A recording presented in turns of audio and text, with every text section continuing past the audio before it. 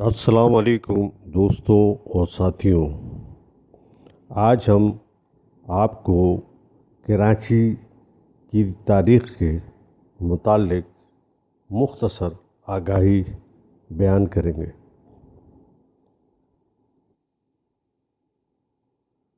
ملکہ مشرق تاریخ کراچی پر اردو میں شائع ہونے والی پہلی کتاب تھی، جو کہ محمودہ رضوی کی تحریر کرتا ہے، جو اکتوبر 1947 میں شائع کی گئی اور سن 2020 میں آر پبلیکیشن نے اس کو دوبارہ شائع کیا۔ اس اہم کتاب کے متعلق عثمان دموعی صاحب لکھتے ہیں کہ ہم اس بات پر افسوس ہی کر سکتے ہیں کہ کراچی جیسے اہم شہر کو تاریخ کو تلاش کرنے میں ہم کراچی والوں سے کیوں کوتاہی سرزد ہوئی۔ دنیا کے چھوٹے چھوٹے شہروں کی وہاں کے باسیوں نے تاریخ مرتب کی ہے اور اسے شائع کرا کے اپنے شہروں کی تاریخ سے دوسروں کو روشناس کرایا ہے۔ کراچی کی تاریخ کو کریدنا کوئی مشکل نہیں تھا، اس لیے کہ پہلے سے ایسی کئی کتابیں موجود تھیں جن میں اس شہر کے ماضی کے بارے میں چیدہ باتیں بیان کی گئی تھی، مگر مختلف کتابوں سے کراچی کا مواد اکٹھا کرنا کوئی آسان کام نہیں تھا۔ یہ کتابیں دراصل سندھ کی تاریخ سے متعلق ہیں، ان میں کہیں کہیں کراچی کا بھی ذکر موجود ہے۔ یہ بات طے ہوتی ہے کہ جب کراچی کا ذکر ہوگا تو سندھ کا بھی ذکر ہوگا، اور جب سندھ کا ذکر ہوگا تو کراچی کا ذکر بھی ہوگا۔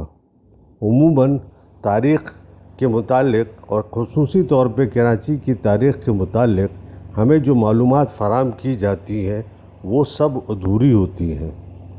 کراچی کے جتنے بھی دعوے دار ہیں وہ اپنے اپنے مزاج کے مطابق ہمیں صرف تاریخ کا وہ حصہ بتا دیتے ہیں، پڑھا دیتے ہیں، سنا دیتے ہیں، اور ہم اسی کو کراچی کی تاریخ سمجھتے ہیں۔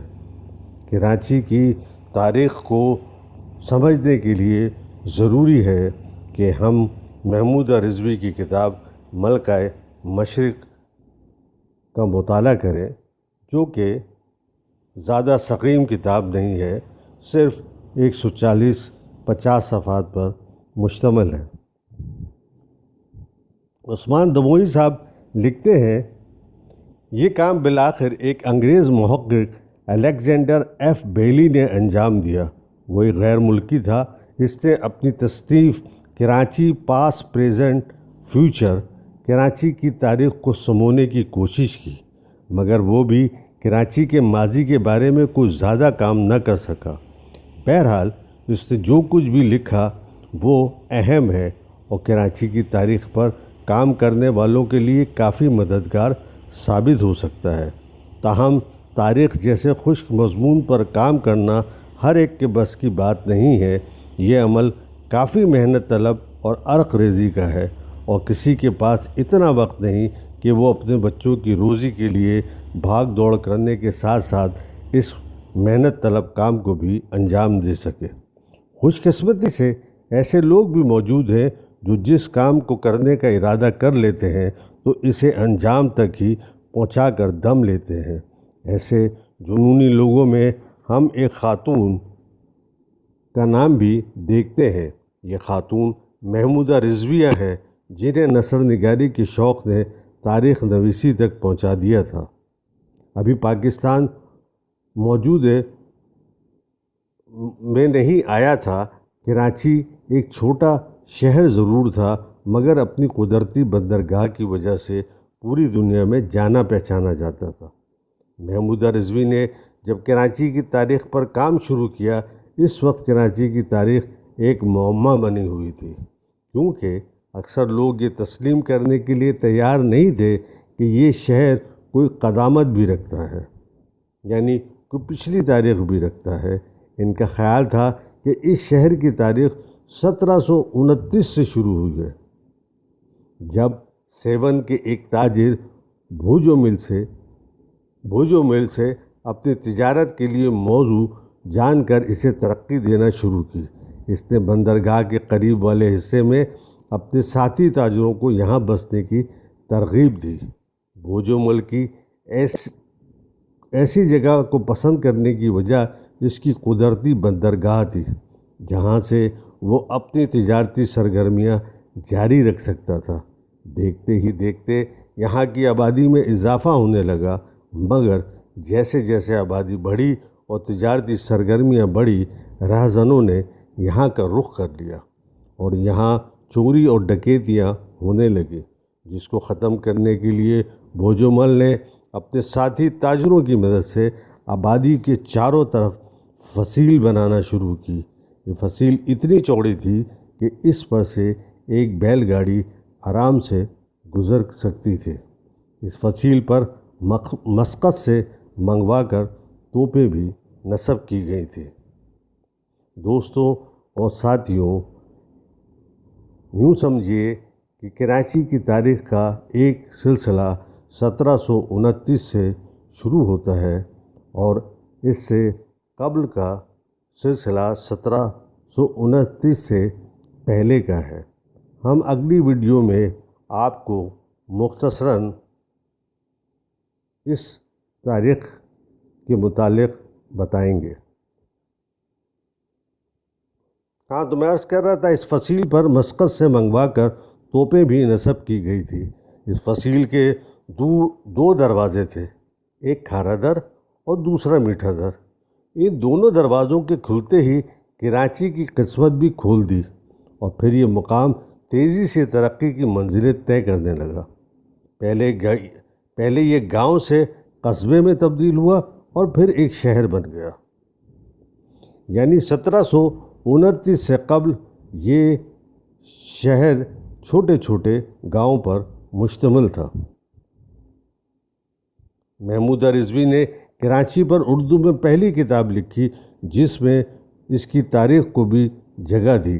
جیسے انہوں نے کراچی کا ماضی تلاش کرنے کے لیے اپنے طور پر بہت محنت کی، مگر کتاب کے پیش لفظ میں انہوں نے یہ بھی تحریر کر دیا کہ میں نے کراچی کی تاریخ کی ایک جھلک پیش کر دی ہے، اب یہ آنے والے لوگوں کا فرض ہے کہ وہ ان کے کام کو آگے بڑھائیں اور کراچی کی تاریخ جو دھندلکوں میں چھپی ہوئی ہے، اسے اندھیرے سے باہر نکالیں۔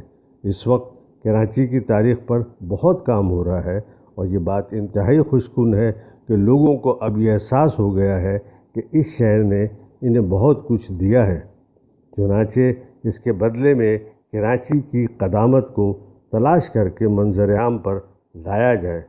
خوش قسمتی سے اب تحقیق کے بعد شواہد سامنے آ گئے ہیں کہ یہ مقام پتھر کے دور میں بھی آباد تھا، پھر لوہے اور کانسی کے ادوار سے ہوتی ہوئی اس کی تاریخ عرب دور تک پہنچتی ہے۔